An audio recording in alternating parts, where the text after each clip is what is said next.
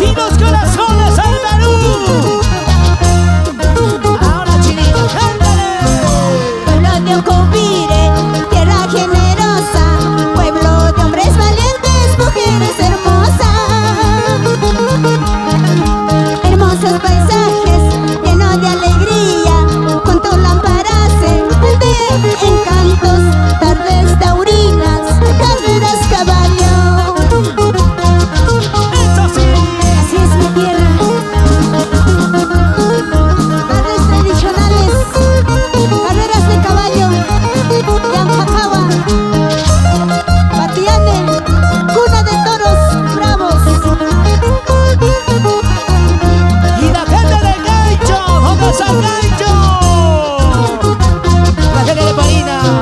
Desde muy lejos, con mucha alegría, nunca te olvidaré, el pueblo de Ocubire.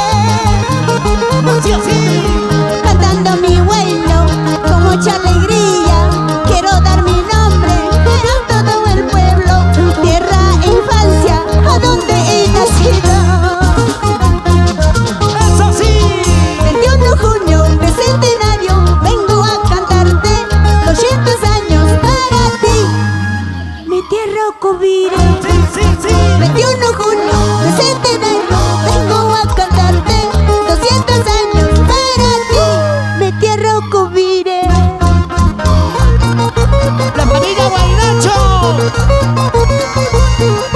¿Dónde está la familia Guaynacho? ¿Y dónde está la cerveza, pues, hombre? Ya llegó el cariño. A ver, saluditos para Fernando Guaynacho, Jorge Guaynacho, Miguel Guaynacho, César Guaynacho, Abel Castillo, Jaime Cucho, Carlos Casa, para toda familia Guaynacho, René Lopaca. ¡Arriba la salacina, mi gente más alegre! ¿Dónde está, señor alcalde? Y la plana de regidores. ¡Eso sí! ¡Vecino, vecino, vecino, vecino, vecino! Una vueltecita y otra vueltecita, una vueltecita y otra vueltecita, una vueltecita y otra vueltecita. Familia